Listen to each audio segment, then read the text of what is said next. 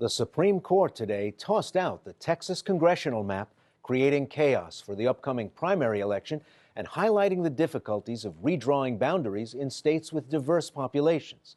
4 million new residents means Texas is adding 4 additional seats in Congress, and Democrats had high hopes of winning some of those seats as they attempt to reclaim the House. A 3-judge panel in San Antonio drew its own map, fearing the lines drawn by the Texas legislature wouldn't win speedy approval from the Department of Justice, as required under the Voting Rights Act. Today, the Supreme Court unanimously found the San Antonio judges used the wrong standards to draw the temporary maps. So now what? For a look at the legal and political implications of the decision, we're joined by Richard Hasson, professor of law and political science at the University of California, Irvine School of Law, and Shira Tuplitz, a political reporter for Roll Call who's been closely following the Texas case. Professor Hasson, what had Texas Republicans asked the Supreme Court to do in the first place? How did the case get there, and what were they supposed to be doing? Redrawing, making their own map?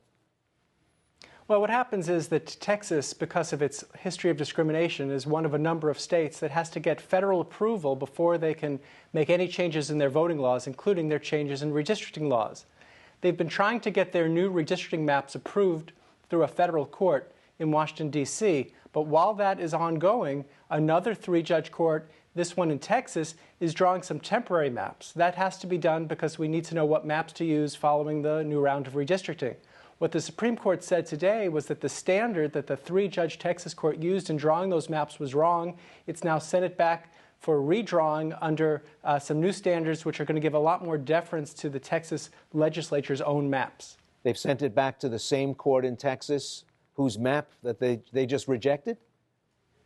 Well, they sent it back because the 3-judge court in Texas said they believed that they shouldn't defer at all to Texas's plan that was passed by the legislature. They had to start from scratch and draw lines, and the Supreme Court said in a unanimous opinion that was a mistake. You need to start with the Texas drawn maps, the ones that the legislature drew, and then make whatever changes are necessary to comply with what looks like it might be a violation of the Voting Rights Act or the Constitution. So now, going back to the Texas court has to take a preview and think, is it likely to find, or is the D.C. court likely to find, that there's a voting rights violation or a constitutional violation which would require deviating from Texas's maps? Shira, the Democrats hope to make it a much more closely divided Congress the next time, or perhaps retake the Speaker's chair. Was this a setback for them? This was a huge setback for the Democratic Party. As you mentioned earlier, Texas is going to pick up 4 new House seats in the November elections because of population increase.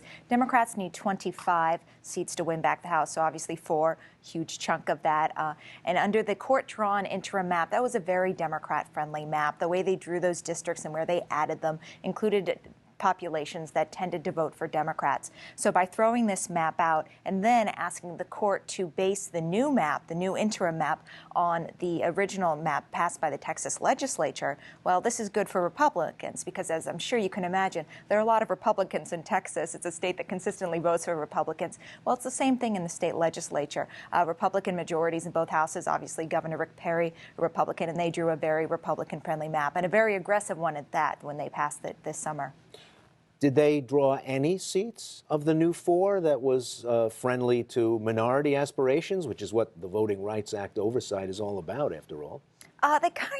There's debate over they kind of drew 1, perhaps, or did they take an existing one and make it more friendly towards minorities? And that's in South Texas.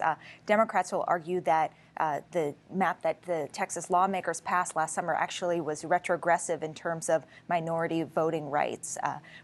Republicans will say that their map added 1 more minority seat by kind of fudging a line in South Texas. Professor, is it usually done by now? After all, we are in the 3rd week in January. We don't seem to have a lot of time, do we? Well, it is late, and we've already had the Texas primaries been postponed once. The big question is whether it's going to have to be postponed again, because now the Texas court's going to have to have some hearings, draw some new lines, and that itself could be appealed to the Supreme Court. So it is very late, and it may get even later. Was Texas already looking to get out from under the strictures? Are the states that are still under that pre-clearance requirement for their new maps sort of bridling under those requirements now almost 50 years later? Well, yes, this is a big change. In the last few years, we've seen a number of states, including the state of Florida recently, and Shelby County, Alabama, a number of states that are subject to the Voting Rights Act saying it is no longer constitutional. We should no longer have to get approval for every change we make in our voting rules. And there actually was an argument yesterday in a federal court in Washington, D.C., arguing that the Voting Rights Act is no longer constitutional. It's an issue the Supreme Court ducked in 2009, but it's likely to go back to the Supreme Court maybe as early as next term. Shira, is there time to do everything that Texas needs to do to run an election under a new map with 4 new districts in it? Maybe. Everything would have to go right, and they'd have to do it very fast. What would have to happen is the San Antonio Federal Court, that 3-judge panel that drew the original interim map, would have to go back and draw a map within a matter of days. Meanwhile, we have this ongoing preclearance trial in Washington, D.C. that has closing arguments scheduled for February 3rd, and a decision there is expected in mid-February. So they'd have to kind of propose the maps, draw the maps. Meanwhile, the ongoing trial in D.C. is happening, and maybe they can do it that way. In other words, it does not look very likely. And it's interesting because, as Mr. Hassan mentioned, they've already postponed it once from early March to now April 3rd, and they might have to do it again. It's looking more and more likely. What are the candidates who hope to run for Congress in November doing in the meanwhile? Well, it's been kind of interesting to watch the candidate filings. They did have a filing period. Candidates did announce they were going to run for office. They paid their filing fees, and then they closed it again when one map passed, and they opened again. It's chaos, frankly, and it's hard for a lot of candidates. You hear a lot of stories like, oh, I was going to run here, but I can't. Now I have to not run for office. I mean, it does, in a way, weed out the people who really want to run for Congress. If you jump through all of these hoops, you really have to want to be a member of the House of Representatives to go through this over and over again. I mean, right now, members of candidates who are filing to run for the House don't know where their districts are. They don't know even which number to put on their application when they file for office. In today's ruling, Professor, the Supreme Court asked for a new map by February 1st. Does that seem like a reasonable date?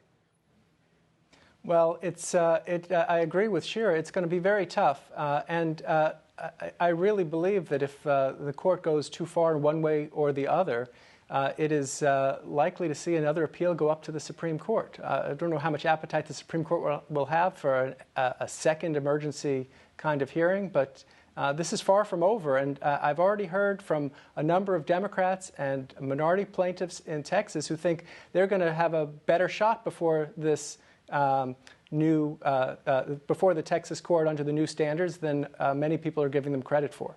Professor Hassan, Shira Tuplitz, thank you both. Thank you. Thank you.